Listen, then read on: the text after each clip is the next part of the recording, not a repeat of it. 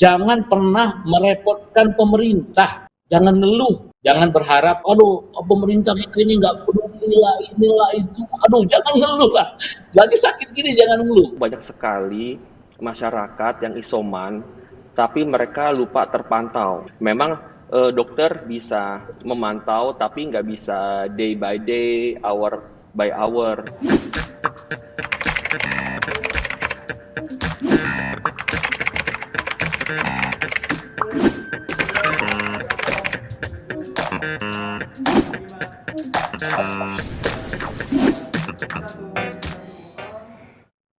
Halo teman-teman, senang banget saya Imam Priyono bisa kembali jumpai teman-teman di Isoman @R66 Media, dan kami tidak bosan-bosannya mengingatkan hal ini, bahwa channel ini memang kami dedikasikan untuk mengambil peran di tengah situasi pandemi yang semakin kompleks.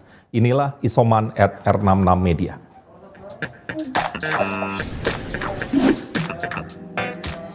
Baik teman-teman, di episode kali ini kita mengambil angle yang berbeda. Pada saat kita isoman atau kalian isoman, tentu suasananya boleh jadi beda-beda gitu ya. Ada mungkin yang lingkungannya biasa aja, ada yang cuek, ada yang perhatian, yang agak dalam tanda kutip mengenaskan, justru menstigma teman-teman. Mungkin kita ada di klaster-klaster itu. Dan kita berharap di tayangan ini kita mengelaborasi hal ini, bahwa kita perlu menjaga satu sama lain. Karenanya saya mengundang sahabat saya, senior saya. Yang pertama ada Bang Apni Jayaputra, profesional di bidang media, jurnalis senior, dan kemarin beliau sekeluarga terkena COVID-19, dan sekarang sudah jadi penyintas. Alhamdulillah semuanya sudah sembuh, sudah negatif, dan kita bisa lihat wajahnya segar. Bang Apni, apa kabar? Halo Bang. Jadi kita sudah sama-sama bergelar LC sekarang. Apa tuh Bang? Ya, lulusan COVID. Sebelumnya saya lulus duluan Bang ya. Ya, selamat. Saya ucapkan selamat. Bang Apni, pertama-tama gue senang banget, kita semua senang abang dan keluarga semua bisa melalui ujian yang gak sederhana. Dan yang lebih keren lagi, kita pantau media sosialnya Bang Apni, cerita-cerita tentang tetangganya yang hebat-hebat, itu yang mau kita angkat gitu ya. Dan sebelum kita angkat, sekarang saya mau perkenalkan sahabat saya satu lagi, ada Dr. Gustaf dari Okedok. Dokter, apa kabar? Halo, selamat siang Bang Apni, Mas Imam, para alumni-alumni. Ya. Terima kasih Dr. Gustaf. Dr. Gustaf, terima kasih sudah hadir, karena hari ini saya tahu Dr. Gustaf punya banyak aktivitas, aktif di beberapa aktivitas, diantaranya di Okedok, tetapi juga ada di RSUD, tadi sempat cerita sedikit. Dan hari ini kami sebenarnya juga ingin meng-highlight betapa pentingnya isoman itu ditemani oleh dokter. Itu kenapa kita mau Dr. Gustaf cerita juga soal Okedok begitu di episode kali ini. Oke, sebelum kita ke sana saya mau masuk ke Bang Apni dulu. Bang Apni, ceritain dong betapa pentingnya lingkungan yang kondusif terhadap teman-teman yang lagi isoman. Silakan Bang. Ya, saya sedikit ke belakang ya. Di tahun lalu ketika kita sedang menderita COVID, kami di level RW itu sudah membuat satgas COVID. Jadi kita urunan, Mam. Jadi setiap warga itu urunan ikhlas masing-masing dengan semampunya masing-masing. Untuk berbagai macam metode pencegahan sebenarnya. Jadi kita semprot rumah, disinfektan dan lain-lain. Tapi di 1 tahun 8 bulan kemudian, ya pada saat ini artinya, kita nggak nyangka juga bahwa saat ini di klaster saya, di RW saya itu sudah sampai 56 kasus gitu. Itu kepala keluarga loh, Bang. Ya. 56 kasus, dan itu cukup banyak. Jadi kemudian itulah yang menyebabkan kenapa sistem kita sebenarnya di RW atau di level yang sangat mikro itu udah jalan, dan rupanya Pak RT itu begitu saya melaporkan keluarga saya positif semua, Ibu RT kemudian menghubungi istri saya, lalu dia bilang, Bu Apni nggak usah masak macam-macam di rumah biar kami supply selama 12 hari. Jadi practically selama saya isoman itu, istri saya kan memang yang paling berat ya, dia kan bergejala juga, jadi lelah sekali untuk masuk dapur atau apa, dan itu terbantu oleh makanan yang disuplai tiap hari, bukan dapur umum loh ya, jadi kepala keluarga yang sembuh itu memberikan sumbangan makanan kepada orang-orang yang insoman, misalnya Ibu A kepada keluarga saya, besok Ibu B juga kepada keluarga saya. Itu dibikin semacam jadwal oleh RT untuk membagikan makanan. Dan makanan itu makanan sehat. Jadi misalnya saya di rumah itu kan ada 7 orang ya, bagaimana mungkin mereka memberikan makanan itu sesuai dengan apa ya, pagi ada gitu ya, siang mereka kirim juga, sore mereka kirim puding dan lain-lain. Jadi saya terharu sekali gitu melihat bahwa warga itu begitu care satu dengan yang lain. Itu saya nggak bisa berpikir, ini saya memuji sekali gitu lingkungan saya yang satu sama lainnya care gitu. Dan itu tidak dipungut biaya, Mam. Jadi itu artinya saya sampai bilang sama istri saya, kita udah sembuh, nanti kalau memang nanti dari RT itu ada giliran kita harus berbagi juga.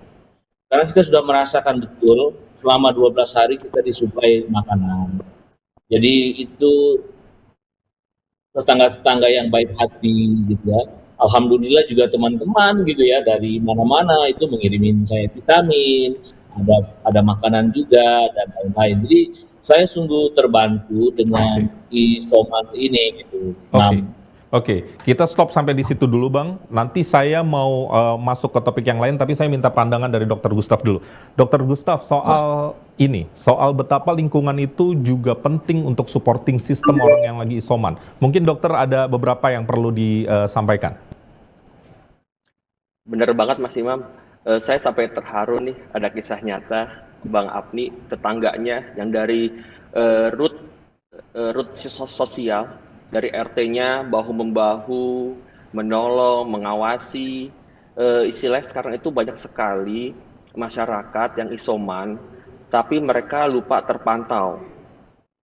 Jadi tetangganya tidak mengetahui, tetangganya ada yang terkena COVID, tiba-tiba sudah perburukan, sampai akhirnya tidak tertolong. Memang dokter bisa memantau, tapi nggak bisa day by day, hour by hour. Jadi tetap lingkungan terkecil yang sangat membantu sekali untuk memantau tersebut. Adapun selain hal tersebut, bisa juga kita mempersiapkan untuk isolasi mandiri tersebut, seperti termometer untuk mengetahui suhu, mungkin 2-3 kali sehari dipantau, lalu oximetri untuk keperluan isolasi mandiri, jadi kita tahu kadar saturasi oksigen, lalu kapan tanda-tanda bahayanya untuk dikonsultasikan ke dokter, atau kapan harus dibawa ke rumah sakit. Jadi itu memang istilahnya terintegrasi dari RT, RW, kelurahan, hingga sampai rumah sakit. Jadi banyak teman-teman yang sedang menderita COVID dapat terbantu secara maksimal, baik dari tempat, obat-obatan, keperluan oksigen, dan lain-lain. Jadi sangat sedih sekali memang kalau dengar-dengar berita sampai ada yang tidak tertolong di rumah, berapa hari baru ketahuan. Dan ini mungkin satu contoh dari lingkungan Bang Apni yang perlu di blow up mungkin ke masyarakat dengan keterbatasan tempat di rumah sakit yang memerlukan tempat. Padahal sebenarnya untuk di rumah mereka isolasi mandiri dan terpantau masih bisa dilaksanakan. Ya, Dokter Gustaf. Seperti itu Mas Imam. Ya. Seberapa pentingnya, kan kita sering denger nih, kalau lagi COVID yang penting happy. Tadi Bang Apni juga sempat ngomong kayak gitu. Kita tuh perlu tetap bergembira, tetap nyaman gitu ya.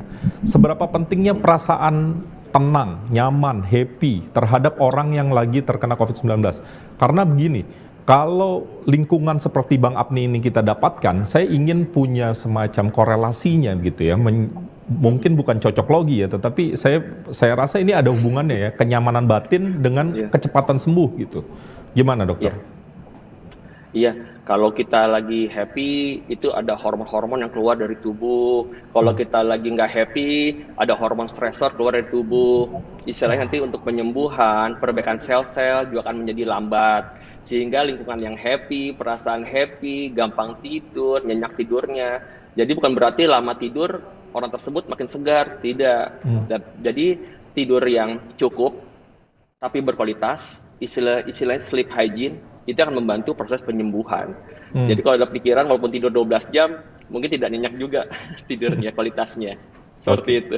Oke, jadi mari kita mulai hari ini, mulai saat kita nonton ini, ayo kita cek tetangga kita. Kalau lagi ada yang isoman, ayo bantu semampu kita, sekuat kita, sebisa kita. Buat mereka nyaman sehingga mereka sembuh. Kalau mereka sembuh, kita juga happy. Bang Apni, sekarang saya mau cerita yang lain dari Bang Apni. Yang menurut saya bagus sekali dari isomannya Bang Apni dan keluarga ini terpantau oleh dokter. Kenapa terpantau? Kalau salah satu anaknya dokter. Kemudian saudara-saudaranya Bang Apni, kalau saya nggak salah banyak yang dokter. Tapi saya mau cerita dari Bang Apni. Gimana tuh peran dokter selama isoman, Bang Apni? Ya, ya anak saya memang lulusan kedokteran. Jadi dia yang banyak juga membantu. Lucunya jadi lucu. Dia negatif, Mas. Fatur itu negatif. Jadi dia negatif, betul, dia negatif. Dia pusing, dia sendiri yang negatif gitu. Jadi akhirnya kemudian 3 hari kemudian dia bergejala. Dia PCR sama adiknya. Berdua itu dia negatif. Lalu dia positif dua-duanya karena memang pasti kontak erat ya, itu nggak terhindari terjadi. Tapi tahu nggak, Mam, mereka berdua alhamdulillah positifnya. Dia bilang alhamdulillah kita positif. Kenapa? Dia bisa memantau ayah ibunya, ayah mamanya gitu ya. Nah, adik saya kan, ya adik ipar saya, adik istri saya kan dia dokter penyakit dalam juga. Jadi kita memang berkonsultasi juga ke mereka untuk terutama pengobatan. Di rumah alhamdulillah cukup atas bimbingan anak saya. Jadi ada untuk tekanan darah, ada untuk mengukur oximeter, ada suhu. Jadi kami di rumah itu bertujuh itu saling bergantian memeriksa masing-masing. Bahkan saya membuat tabelnya gitu, Dok, di Excel gitu. Kalau saya jam berapa, ada 3 bagian tuh, suhu berapa, oximeter berapa, tekanan darah berapa. Jadi saya periksa satu hari 3 kali. Jadi saya buat tabelnya saya Excelet gitulah ya. Anak saya semua saya masukkan data-datanya gitu untuk mengontrol kita ini udah turun belum, kita ini nafas kita bagaimana gitu. Alhamdulillah kan saturasi kami lumayan bagus, rata-rata di atas 95 gitu. Cuma memang berat itu memang suhu, Dok. Jadi kita rata-rata memang belum normal di 37, 38 gitu tuh beberapa hari mengalami masa seperti itu. Jadi memang, Mam, alhamdulillah saya kebetulan punya anak yang lulusan sekolah kedokteran, kemudian adik saya, ipar saya juga dokter penyakit dalam. Jadi dia yang ngontrol kita terus, walaupun itu pakai WhatsApp gitu ya. Terus anak saya juga mencoba telemedicine. Jadi telemedicine itu works nggak sih gitu ya? Bekerja nggak sih telemedicine itu? Ada yang gratis dari pemerintah, ada juga kita pakai yang aplikasi-aplikasi yang hanya 10.000 itu udah menanyakan banyak hal gitu. Jadi itu kita manfaatkan, dan itu is work gitu ya. Jadi itu bekerja dengan baik. Artinya saya katakan kepada kawan-kawan, rujukan-rujukan itu mestilah saintis. Artinya rujukan-rujukan itu tanyalah sama dokter gitu. Jangan, kalau kata Ridwan Kamil, jangan tanya sama musisi gitu soal COVID. Tanya sama dokter gitu, percaya sama ilmuwan. Mereka sekolah gitu. Saya tanya sama anak saya kan karena dia sekolah 4 tahun gitu. Jadi mesti tanyalah gitu. Artinya saya percaya bahwa mereka lebih hebat dari saya. Dia lebih bisa membaca. Jadi kalau pada kondisi begitu kita pasrah aja lah sama ilmuwan, sama dokter yang memang lebih pandai dari kita. Jangan percaya sama tahayul. Oke, oke, oke. Hoax. Oke, sekarang saya ke Dokter Gustaf. Dokter Gustaf, artinya Iya. kan kalau kita memilih isoman, bukan berarti kita lepas dari dokter, begitu ya. Kalau saya mendengar cerita Bang Apni dan banyak cerita orang lain, kunci dari isoman adalah kita tetap terhubung dengan dokter. Itu juga yang saya lakukan. Saya sangat prihatin melihat cukup banyak teman-teman yang tidak melakukan itu. Isoman ya isoman aja. Paling cari pengetahuan lewat Google. Dan itu kadang-kadang kemakan hoax gitu ya. Nah, saya minta Dokter Gustaf mohon ceritakan pentingnya peran dokter pada saat isoman, pentingnya telemedicine. Salah satunya ada Okedok nih, karena Dokter Gustaf ada di situ juga. Iya. Ayo dok, silakan. Iya. Oke, makasih Mas Imam. Ya, happy banget dengar Bang Apni dengan keluarganya. Alhamdulillah teredukasi bagaimana observasi, mengetahui suhu, tanda-tanda sudah mengetahui. Jadi memang bersyukur Bang bisa fasilitas seperti itu. Ya, kalau di kami kebetulan dari Okedok, memang kami punya program dari sebelum-sebelumnya. Kami punya program itu adalah konsultasi medis gratis. Gratis Jadi dok? saat ini kami gratis, jadi tidak dari Sabang sampai Merauke silakan. Kita bisa fasilitasi day by day. Kita ada rekam medis untuk pelayanan tersebut. Jadi day by day kita punya data pasien tersebut. Jadi seperti Bang Apni nanti mungkin nggak perlu repot lagi untuk mencatat suhu segala macamnya. Jadi kita observasi. Ada rekam medisnya, dia tahu kemarin Bang Apni dapat obatnya apa, kemarin keluhannya apa, kita bisa. Kemarin terakhir saya menangani atau pasien dari Brebes Jawa Timur, jadi nggak Jabodetabek juga Mas Imam, jadi kita bisa membantu kurang lebih seperti itu. Jadi kira-kira pasien keluhannya apa, biasanya biasa dia tuh batuk, demam, sesak itu paling sering. Makanya Bang Apni udah LC tapi masih bagus nih, bersuara panjang, nafasnya bagus, nggak sesak. Itu biasanya tuh orang yang LC biasanya masih agak kurang bugar, nafasnya juga nggak panjang kalau bicara seperti itu. Jadi saya udah 2 kali vaksin dokter. Oh, pakai si S apa si A? Saya jadi angkatan pertama Sinovac, jadi saya sudah kurang lebih kena COVID itu 2 bulan atau 3 bulan setelah vaksin ya. Jadi mungkin itu juga yang membuat recovery saya jauh lebih cepat. Jadi di rumah saya lebih cepat dari semuanya. Jadi saya tuh kira-kira dok, Sabtu, hari Senin tuh saya sudah bisa ngajar online. Jadi 3 hari aja saya itu. Tapi memang ada problem ya, di batuk betul kata dokter, itu akan menyisakan rea dan lain-lain. Tapi panas dan lain-lain saya udah turun. Memang karena vaksin itu saya 3 hari pertama itu luar biasa memang dok. Lain penyakitnya. Seperti digebukin katanya. Nyilu-nyilu. Iya.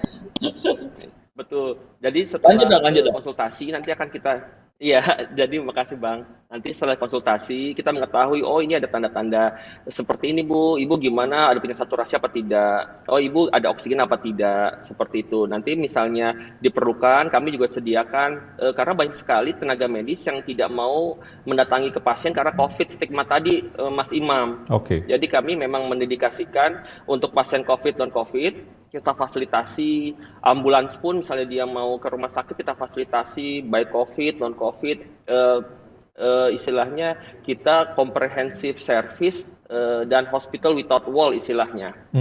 Kalau konsultasi silahkan kita free, mau tanya apa saja kita layani, arahan, masukan, apa yang diwaspadai, demamnya, sesaknya, batuknya atau perlu oksigen, berapa banyak oksigen di rumah, obat-obatannya bisa konsultasi ke kami. Jadi insya Allah di Okedok kita bisa isomantau istilah kalau di kami. Isolasi mandiri dan terpantau oleh kami. Wow. Seperti itu istilahnya. Ini kami nanti tampilkan di layar Okedok reservasinya di mana saja, kemudian beberapa hal terkait Okedok kami akan tampilkan Dokter Gustaf. Jadi nanti pemirsa atau netizen yang menyaksikan acara ini bisa langsung terhubung ya di nomor 08777 008459. Itu reservasinya di situ dokter ya? Iya. Dan Ya, itu gratis kalau dokter? misalnya untuk chat, kalau untuk chat lewat Google Play sama App Store Mas Imam gratis gitu. Oke. Nah, Jadi bisa real time kita konsultasinya, bisa kasih gambar, bisa kondisi tahu jadinya istilahnya. ini berapa banyak dokter yang terlibat di Okedok ini? Timnya? Iya, memang karena ini free Mas Imam, kami merangkul teman-teman yang berjiwa sosial juga Mas Imam, dari Oh. dokter umum, spesialis. Jadi kami minta mereka meluangkan waktunya lah istilahnya. Ayo kita bantu saudara-saudara yang memerlukan, yang membutuhkan, paling tidak minta waktunya 2 jam, 3 jam untuk berkonsultasi. Jadi ada spesialis paru, ada spesialis penyakit dalam, bisa ikut membantu masyarakat yang sedang isolasi mandiri. Oh. untuk pengetesan gitu ya ke rumah-rumah. Cuma memang kita sadari betul, saya kan anak saya nakes ya, saudara-saudara saya juga nakes. Mereka kan jumlah mereka nggak sebanding dengan jumlah yang terekspos COVID, yang terpapar COVID. Jadi saya tahu persis beban kerja mereka. Karena itu saya, prinsip Ya. saya satu, jangan pernah merepotkan pemerintah. Kalau bisa dilakukan, artinya apa ya? Artinya kalau kita punya sumber penghasilan, bisa membeli obat, bisa home care, lakukan. Jangan ngeluh. Ngeluh itu efeknya nggak enak sama diri kita gitu. Saya nggak mau ngeluh, saya bilang positif. Jangan, kita lawan apa yang sumber daya yang kita punya, kita lakukan. Jangan berharap, aduh pemerintah kita ini nggak peduli lah, inilah itu. Aduh, jangan ngeluh lah. Lagi sakit gini jangan ngeluh. Apa yang bisa kita lakukan, kita lakukan. Itu aja prinsip saya, Mang. Oke, menarik. Oke, Setuju. saya mungkin terakhir ke Dokter Gustaf. Dokter Gustaf, nanti Bang Apni juga boleh ngasih closing ya. Dokter Gustaf, terakhir saya minta tolong dokter menyampaikan betapa pentingnya isoman harus ditemani dengan advice dari dokter. Silakan dok. Iya, baik teman-teman, betul seperti Bang Apni bilang, mindset itu sangat penting sekali. Positif, sembuh. Tapi dengan juga keterbatasan yang teman-teman hadapi, sedang sakit, mungkin jangan jadi dokter Royd istilahnya, googling terus. Lebih baik isolasi mandiri, terpantau oleh tenaga medis, baik dari lingkungan terkecil puskesmas, atau dengan telemedicine, menggunakan jasa home service ke rumah untuk mengetahui kondisinya, mengantisipasi hal-hal yang red flag yang harus diketahui, sesak, saturasi, kondisi umum, cek darah, kita cek kondisi umum, bisa duduk atau tidak, lepasnya gimana, dan kedepannya juga jangan lupa untuk vaksin, aware sama tetangga-tetangganya, saling tolong-menolong. Insya Allah kita bisa terlepas dari pandemi ini kalau kita bekerja sama. Seperti itu. Terima kasih Dokter Gustaf. Bang Apni, terakhir mungkin untuk netizen yang menyaksikan apa yang ingin Abang sampaikan di tengah kondisi COVID-19 atau pandemi COVID-19. Pertama, saya memang ngajak vaksin. Vaksin itu penting. Itu penting banget. Jadi sejauh sekarang fasilitas vaksin tersedia sekarang banyak banget. Di kelurahan saya ada, di banyak tempat tersedia banyak. Artinya sekarang tinggal siapa yang mau vaksin. Jadi vaksin itu seperti yang saya alami, karena saya sudah vaksin, saya lebih cepat recovery-nya. Anak saya juga Fatur yang karena dia nakes, dia udah 2 kali vaksin, istri saya 1 kali vaksin, 1 kali dosis dan lain-lain. Nah ini saya ingin mempercepat vaksin semua. Yang kedua happy, istri saya waktu itu ketika kita kena semua, apa yang dia bilang ke saya? Ya sabar, kita harus ikhlas terima qadarullah katanya, takdir Allah ini. Jangan cemas, jangan panik, karena kita masih punya untuk beli obat, kita masih punya teman-teman banyak yang bisa kita hubungi, dokter-dokter, apalagi dia punya adik ipar, punya anak sendiri, kita seperti saran dokter, minimum pemeriksaannya ada, artinya ada saturasi, ada suhu, ada pengecekan gitu ya. Kalau anak saya sampai ngecek gula darah saya segala dicek semua sama dia supaya ayahnya jangan ada komplikasi-komplikasi lain. Jadi itu kedua. Yang kedua, makan yang banyak. Apa saya enggak punya pantang makan gitu. Kelihatan Bang. Jadi jadi 2 kilo mam turun sebentar, tapi saya naik lagi gitu. Jadi waktu sakit sempat 2 kilo turun, tapi saya nggak berpantang makan. Apa yang dikirim tetangga saya makan, apa yang disarankan obat saya minum obat, nggak ada pantangan apapun. Saya happy. Saya dengar sahabat saya, Helmi Yahya, sahabat saya WhatsApp saya, Mang, banyak-banyak nonton Netflix aja.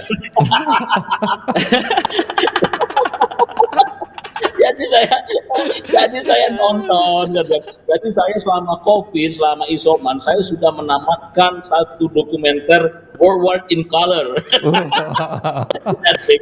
Jadi saya nonton film.